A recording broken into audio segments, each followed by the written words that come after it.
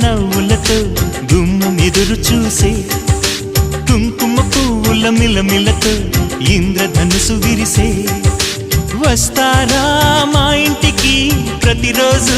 సంక్రాంతికి గుమ్మడి పువ్వుల నవ్వులతో గుమ్మం ఎదురు చూసే కుంకుమ పువ్వుల మిలమిలతో ఇంద్రధనుసు విరిసే